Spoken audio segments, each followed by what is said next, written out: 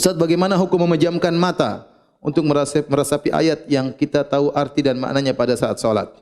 Karena biasanya saya lebih khusyuk dan merasakan kenikmatan saat memejamkan mata, tapi hanya pada saat dibacakan. Selebihnya tetap dibuka mengarah ke tempat sujud. Mengenai salat, hukumnya sunnahnya adalah membuka mata. Nabi SAW salat dengan tidak memejamkan mata. Para sahabat juga salat tidak dengan memejamkan mata. Bahkan para sahabat terkadang melihat gerakan jenggot Nabi SAW. Para sahabat melihat gerakan salat Nabi SAW. Nabi terkadang salat di atas mimbar supaya dilihat oleh para sahabat. Berarti para sahabat salatnya tidak memejamkan apa? Mata. Kita memejamkan mata kalau kita tidak bisa khusyuk dengan melihat, kita latih diri kita agar bisa khusyuk sesuai dengan sunnah. Kecuali ada sebab-sebab tertentu, misalnya kalau kita lagi buka mata ternyata ada ribut di depan, anak kecil dari sana dari sini, kita merasa terganggu, tidak apa-apa, tatkala itu tutup mata. Tapi kalau enggak ada sebab, maka kita berusaha tidak memejamkan apa? Mata, karena sunnahnya tidak memejamkan mata. Kecuali ada sebab tertentu, kita merasa terganggu, misalnya ada gambar-gambar tertentu atau ada gerakan-gerakan tertentu, kita tutup mata tidak mengapa dalam rangka menolak gangguan tersebut. Apa hukum memejamkan mata saat sholat atau dzikir? Kalau sholat tidak boleh memejamkan mata ya. Nah itu makruh di tengah para ulama. Karena Nabi SAW beliau sholat tidak memejamkan mata. Makanya pernah ada anjing hitam lewat di depan beliau, maka beliau berlomba dengan anjing hitam ini. Beliau maju ke depan agar supaya anjing hitamnya lewat di belakang. Karena kalau anjing hitam ini sempat lewat di depan beliau, maka sholatnya batal. Makanya Nabi maju ke depan supaya apa? Anjing hitamnya lewat di mana? Di belakang. Ya ini berarti Nabi memejamkan mata atau tidak? Tidak memejamkan mata. Dikata memejamkan mata, tidak ada cerita Nabi akan maju ke depan. Jelas ya? Hadits Aisyah ketika Aisyah memasang kain bercorak di dinding. Ya. Maka setelah itu Nabi SAW ambil kain itu. Beliau minta supaya dibawa kepada Abu Jaham, dibawakan ambijania, kain polos tidak bercorak. Kemudian beliau berkata, ini tadi kain telah melalaikan saya dalam sholatku. Andai kata disyariatkan memejamkan mata, ya harusnya kan Nabi tutup mata saja, tidak perlu lihat kan, tidak mengganggu. Tapi itu tidak disyariatkan dalam sholat. Jelas ya? Karena itu bukan petunjuk Nabi SAW, orang dalam sholat memejamkan matanya. Oh jangan berkata, oh itu orang khusyuk. Bukan khusyuk seperti itu ya. Ya, khusyuk itu jangan dengan hawa nafsu. Dengan kebiasaan diri atau apa yang dia pandang bagus. Nah, khusyuk itu ada aturannya di dalam syariat.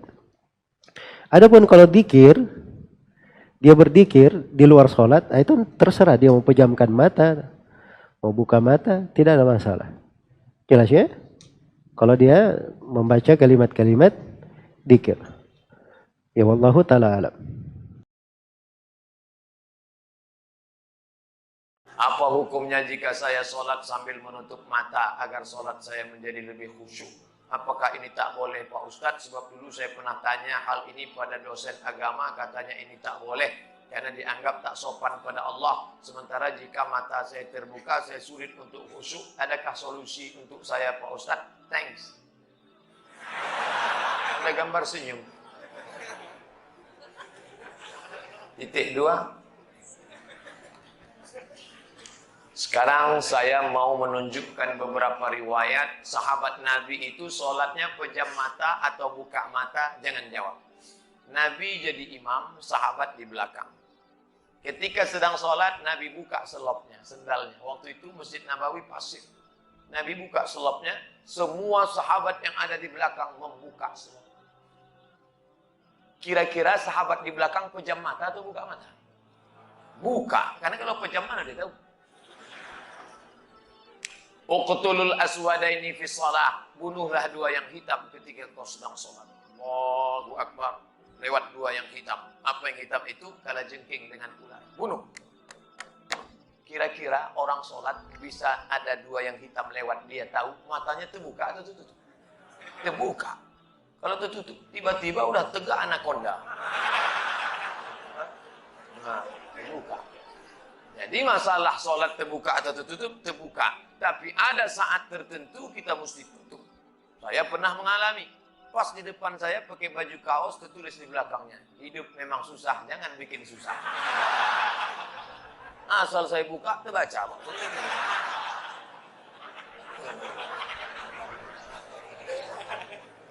Jangan sholat ke masjid pakai baju bergambar-gambar, bertulis-tulis, pakai baju polos. Gambar. Sudahlah hari Jumat, besok terlambat datang, datang ke tengah, tulis di belakang. Emang masalah buat lo. Kita bukan cerita sah tak sah, tapi efek pengaruhnya terhadap ibadah. Yang pertama harus difahami adalah apa itu khusyuk. Khusyuk nggak ada urusannya dengan mata. Khusyuk di sini tidak ada urusan mata. Adapun masalah memejamkan mata, ulama mengatakan makruh, kecuali ada hajat, ada sesuatu yang lebih penting lagi. Bahkan di dalam sholat kita disunahkan selagi tidak di depan Ka'bah, di dalam sholat itu disunahkan kita melihat ke tempat sujud. Makanya tempat sujudnya jangan macam-macam gambarnya, nanti menghayal. Tempat sujud jangan ada macam-macamnya. Kalau berada di depan Ka'bah kita melihat Ka'bah itu sunnah. Baik masalah khusyuk ini, kadang-kadang di saat kita salah memahami khusyuk, khusyuk dipikir tenang hati, bukan tenang bagaimana? Maksudnya tenang kayak apa sih? Bukan begitu. Dijelaskan para ulama, khusyuk di dalam sholat itu adalah hati dan pikirmu mengikuti bacaanmu di dalam sholatmu. Nggak ada hubungannya dengan pejam mata dan buka mata. Jadi hendaknya di dalam khusyuk itu Anda tidak keluar daripada yang Anda baca. Merenungi bacaan-bacaan yang kita baca di dalam sholat, itu khusyuk. Kalau sholatnya cerita neraka ingat surga, nggak khusyuk. Bahkan kadang di dalam pejamnya mata ini lebih luas kita di dalam melanglang dalam hayal.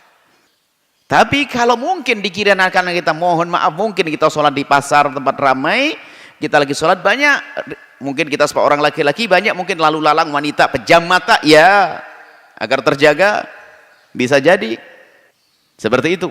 Baru pejam mata diperkenankan saat itu. Dan memang tidak diharamkan pejam mata. Mungkin ini Anda harus tahu bahasa pejam mata tidak haram, dikatakan makruh. Baik, khusyuk itu memahami apa yang Anda baca.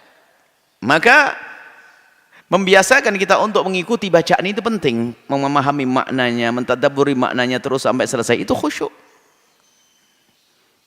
Dan itu adanya di dalam hati dan pikir kita. Sehingga kalau kita lihat di dalam sholat lalu kita bawa akal pikir kita di dalam memahami, mentadabburi firman Allah yang kita baca atau doa-doa yang kita baca, nggak akan kemana-mana itu pikiran. Karena konsen kita ke arah ke sana. Itulah fokus yang sesungguhnya, fokus kepada bacaan. Jadi Anda pahami makna khusyuk dulu ini. Kalau ada orang mengajar khusyuk tidak seperti ya, bukan begitu. Khusyuk pokoknya kamu diam begini dah. Wah, takutnya dengan diamnya itu lebih enak, dia menghayal. Wah, di warungnya rame, tokonya Masya Allah. Sampai imamnya rukuk nggak sadar barangkali. Karena terlalu khusyuk dia menghayal. Bukan itu. Jadi Anda ikuti bacaan Anda. Selesai ini. Jadi Anda tahu khusyuk. Yang kedua adalah pejam mata adalah tidak haram, hanya makruh. Akan tapi sebisa mungkin Anda untuk bisa buka mata, melihat tempat sujud, lalu bisa khusyuk. Kalau ternyata akhir nih. Kalau ternyata khusyuknya Anda khusyuk benar, khusyuk seperti yang kami sampaikan. Artinya khusyuk bisa merenungi firman-firman Allah tadi. Kalau memang khusyuk Anda harus didapat dengan pejam mata, khusyuk yang sesungguhnya, bukan khusyuk yang salah. Kalau memang khusyuk Anda hanya Anda dapat dengan pejam mata, maka pejamlah mata Anda. Jika memang betul Anda mendapatkan kekhusyuan. Akan tapi pengakuan banyak orang adalah justru pejam mata ini menjadikan waswas. Jangan-jangan ada orang mengambil tasnya atau mengambil ini ya, mukul jidatnya, tinggal pergi dan sebagainya. Malah yang bermasalah kalau pejam mata sebetulnya. Tapi kalau bagi Anda cara pribadi dengan pejam mata, ternyata Anda bisa mengarah, bisa mengikuti firman-firman Allah yang Anda baca, maka pejamlah mata Anda. Demi menggapai yang namanya kekhusyuan, maka jadi tidak apa-apa. Karena bagi Anda lebih baik semacam itu.